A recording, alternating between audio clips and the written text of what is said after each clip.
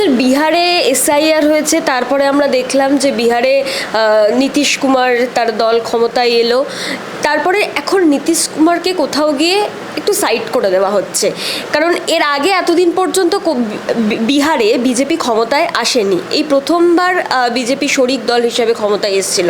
তো এটার প্রভাব কি এ রাজ্যের রাজনীতিতে কোনোভাবে পড়তে পারে? কারণ এ রাজ্যেও তো বিজেপি এসআইআর করেই ক্ষমতায় আসতে চাইছে। দেখো, বিহারের এসআইআর যেভাবে হয়েছিল, পশ্চিমবঙ্গে এসআইআর সেভাবে হয়নি। দুটোর মধ্যে একটা তফাৎ আছে, সেটা আমি একটু পরে আসছি। কাজে দুটোকে একদম সম্পূর্ণ এক হিসেবে যদি আমরা দেখতে যাই, একটা গোড়ায় দলদ হবে। কিন্তু বিহারের নির্বাচনের পর যখন ফলাফল এসেছিল, তখন যারা এই ভোটকে বিচার বিশ্লেষণ করেন, কাটাছেঁড়া করেন যে কোথায় কোথায় কেমন ভোট হয়েছে, কেমন, তাতে দেখা গেছে যে অনেকেই এটা মানে স্পষ্ট করে লিখেছিলেন। সর্বভারতীয় অনেকগুলো সংবাদ মাধ্যমে অনেকে এগুলো নিয়ে লেখালেখি করেছেন। পরিষ্কার তথ্য থেকে দেখা গেছিলো যে এসআইআর বিহারের নির্বাচনে বিরাট কোনো প্রভাব ফেলতে পারেনি। খুব পরিষ্কার ছিল এটা, কোনো রকম প্রভাব ফেলতে পারেনি। এবং বিহারের নির্বাচনে যা হয়েছিল, বা ধারে পাশের যে রাজ্যগুলো আছে সেই রাজ্যগুলো নির্বাচনে যা হয়েছে, তার সঙ্গে পশ্চিমবঙ্গের বাস্তবতাকে এক করে দেখার কোনো যুক্তিই নেই। তা যদি হতো তাহলে এর আগে ধরো মানে বিহারে বিজেপি এসছে বলে এখানে বিজেপি চলে আসবে, বা বিহারে এসআইআর করে বিজেপি ক্ষমতায় এসছে, এখানে এসআইআর হয়ে বিজেপি ক্ষমতায় আসবে, এত সরলীকরণে যাওয়া একেবারেই ঠিক হবে না। এটা এত সরলীকৃত একটা বিষয় নয়। তা যদি হতো তাহলে এর আগে তো ত্রিপুরাতে ক্ষমতায় এসছে, গত নির্বাচনে আসামে ক্ষমতায় উড়িষ্যাতে ক্ষমতায় চলে এসছে, তার আগে আসামে ক্ষমতায় এসছে। তো এগুলোও তো আমাদের পার্শ্ববর্তী সমস্ত রাজ্য। তাহলে তো এইগুলোর নির্বাচনের কোনো রকম প্রভাব তো পশ্চিমবঙ্গের নির্বাচনে অতীতে পড়েনি। কাজেই বিহারে কি হয়েছে সেটা পশ্চিমবঙ্গের মানুষ একেবারেই মনে রাখবেন না। কতজন জানেন সাধারণ মানুষ যারা ভোট দেন, সেটাই একটা বড় প্রশ্ন। কতজন রাজনৈতিকভাবে এতখানি ওয়াকিবহাল, সেটাই একটা বড় প্রশ্ন। দ্বিতীয় কিন্তু একটা ব্যাপার আছে, সেই ব্যাপারটা খুবই গুরুত্বপূর্ণ। সেটা হচ্ছে পশ্চিমবঙ্গে যেটা হলো, এই লজিক্যাল ডিসক্রিপেন্সি, সেটা কিন্তু বিহারে হয়নি। তো এই কারণে এই যে যারা নাম বাদ গেছে, স্থানান্তরিত হয়েছে, মৃত ভোটার, এদের সব নাম বাদ গেছে। মুখ্যত ডুপ্লিকেট দ্বিতীয়বার নাম আছে, এরকম তো ছিল, এটা অস্বীকার করার জায়গা নেই। তারপরে এই 60 লাখের ওপর নাম বিচারাধীন, যেটা কোর্টের অফিসাররা, বিচারপতিরা এবং আরও অন্যান্য অফিসাররা তথ্য নথিপত্র ঘেঁটে রায় দেবেন, এবং তারপর বোঝা যাবে তাদের ভাগ্য কি ভোটার হিসেবে। এই সংখ্যাটা কিন্তু একটা খুব গুরুত্বপূর্ণ সংখ্যা। বিহারে কিন্তু এই জায়গাটা হয়নি। কেননা এই সংখ্যাটার যারা বিশ্লেষণ করেছেন, আমাদের এখানেও যারা বিশ্লেষণ ইতিমধ্যেই করেছেন, তারা দেখাচ্ছেন যে যে জায়গায় বিজেপি খুব বড় ব্যবধানে হেরেছিল, এবং যত বড় ব্যবধানে হেরেছে সেই জায়গায়, সেই জেলাতে, সেই ভোট কেন্দ্রে তত বেশি সংখ্যক মানুষ কিন্তু হয় নাম বাদ গেছে বা বিচারাধীন হয়ে রয়েছেন। মানে দুটোর মধ্যে একটা কোথাও সম্পর্ক রয়েছে। এবং যে জন্যই নির্বাচন কমিশনের বিরুদ্ধে যে অভিযোগগুলো প্রায় বিজেপি ছাড়া সমস্ত রাজনৈতিক দল তুলছে, তার কোথাও একটা সারবত্তা আছে, কিন্তু ডেফিনেটলি সারবত্তা আছে। কেননা এইগুলো খুব কাকতালীয় হতে পারে না যে যেখানে বিজেপি সবচেয়ে বেশি ভোটে হেরেছে সেইখানে সবচেয়ে বেশি নাম ভোটারদের বাদ গেল, মানে অতজন ভোটারকে তুমি বাদ দিয়ে দিচ্ছ, সম্পূর্ণভাবে বাদ দিয়ে দিচ্ছ ইলেকশন প্রসেস থেকে, নির্বাচনের প্রক্রিয়া থেকে। তো এটা কাকতালীয় হতে পারে না। যে কারণে আমি বলছি যে এসআইআরের প্রভাব সত্যি এই রাজ্যে নির্বাচনে কতটা পড়বে, বা বিহারে যেভাবে এসআইআর হয়েছিল তারপর নির্বাচন হয়েছিল, সেখানেও আমি বললাম যে এসআইআর যারা তথ্য বিশ্লেষণ করেছেন দেখিয়েছেন এসআইআরের প্রভাব বিহারে তেমনটা পড়েনি, বরং সুশাসনের একটা ব্যাপার ছিল। লালু প্রসাদের জামানাকে ওই মানে গুন্ডারাজ বলে এখনও ওখানের মানুষজন কিছুটা বিশ্বাস করেন। এসআইআরের ফলাফল ওটা সম্পূর্ণ নয়। এখানে কিন্তু খানিকটা হলেও কতগুলো জেলাতে এসআইআরের প্রক্রিয়াটা যদি সম্পূর্ণ শেষ হওয়ার আগেই নির্বাচন হয়, অবশ্য প্রায় সবকটা রাজনৈতিক দলই বলছে যে না, এসআইআর সম্পূর্ণ না হওয়া পর্যন্ত নির্বাচনে যেতে দেওয়া হবে না, সেইটা কিন্তু খুব গুরুত্বপূর্ণ। মানে যদি এসআইআরের প্রক্রিয়াটা শেষ হওয়ার আগেই নির্বাচন হয় এবং বিরাট সংখ্যক একটা ভোটার ভোট দিতে না পারেন, তাহলে কতগুলো জায়গায় কিন্তু বিজেপি ডেফিনেটলি আগের বারের চেয়ে ভালো ফল করবে। কেননা ভোটেরও একটা অঙ্ক আছে, ভোট কেবল আবেগ দিয়ে হয় না, অঙ্ক আছে।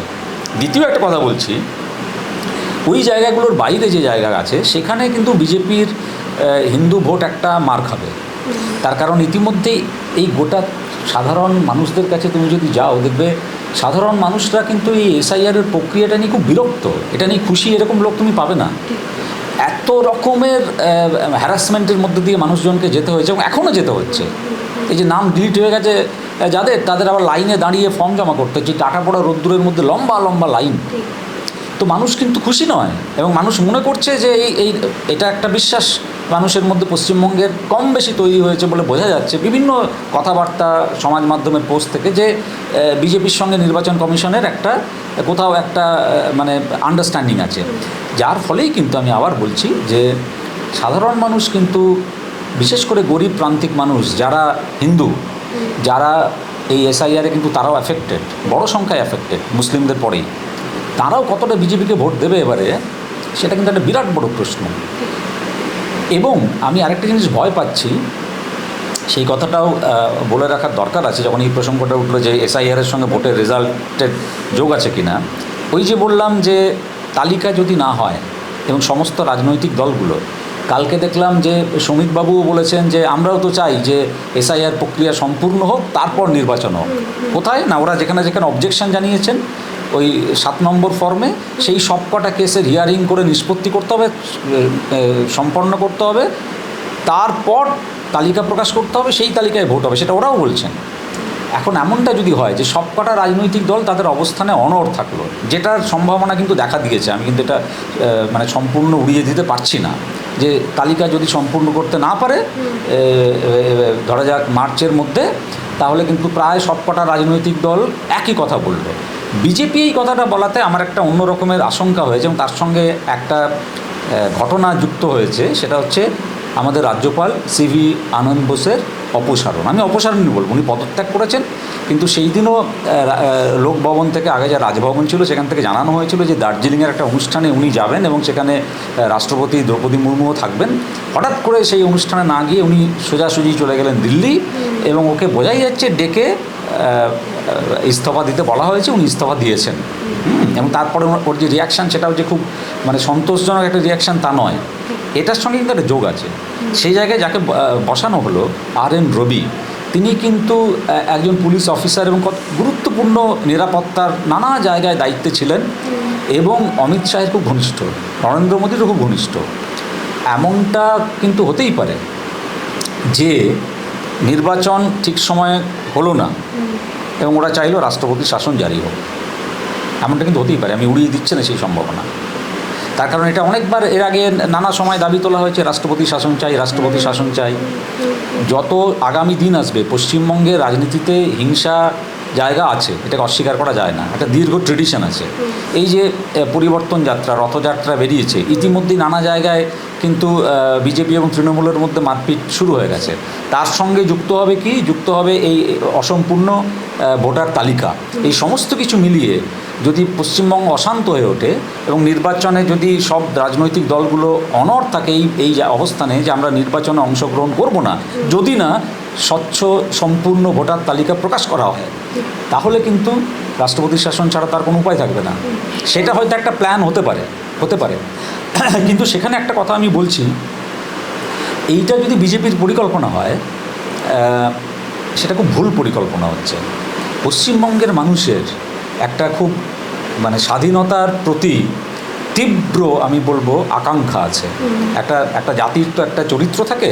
পশ্চিমবঙ্গের মানুষ কিন্তু আমার শাসকের বদলে আমার একজন নির্বাচিত প্রতিনিধি, তিনি ভালো হন খারাপ হন, ভালো কাজ করেছেন খারাপ কাজ করেছেন, সেসবের ঊর্ধ্বে উঠে তারা সবসময় চান যে একজন নির্বাচিত জনপ্রতিনিধি আমাদের রাজ্যের প্রধান শাসক হন। সেই জায়গাটা যদি চলে যায় রাষ্ট্রপতি শাসনে এবং রাজ্যপালের কাছে, সেটা কিন্তু সাধারণ মানুষ একেবারেই ভালোভাবে নেবে না। এবং সেটা যদি হয়, তাহলে কিন্তু তার পরের যে নির্বাচনের ফলাফল হবে, সেই নির্বাচনের ফলাফলে বিজেপি মানে শূন্য হয়ে গেলেও আমি অবাক হব না। তো যে জন্য বললাম যে এসআইআরের সঙ্গে এই সবকটা বিষয় কিন্তু রিলেটেড। এক্ষুনি কিন্তু ঠিক দাঁড়িয়ে বলা যাচ্ছে না যে এসআইআরের প্রভাবটা আমাদের পশ্চিমবঙ্গের নির্বাচনে কেমন হবে। আমি 3টে সম্ভাবনার কথা বললাম। এক, যে এসআইআর সম্পূর্ণ হলো এবং সম্পূর্ণ হয়ে ভোট হলো, তখন একরকম হতে পারে। 2, যে এসআইআর সম্পূর্ণ হলো না এবং সম্পূর্ণ না হওয়ার কারণে যে নির্বাচন হচ্ছে তাকে বয়কট করলো। 3, রাষ্ট্রপতি শাসন হলো। এই 3টে যদি ঘটে, 3টে সম্ভাবনা আছে, এই তিনটে যদি ঘটে 3 রকমের ফলাফল কিন্তু আমাদের সামনে উঠে আসবে।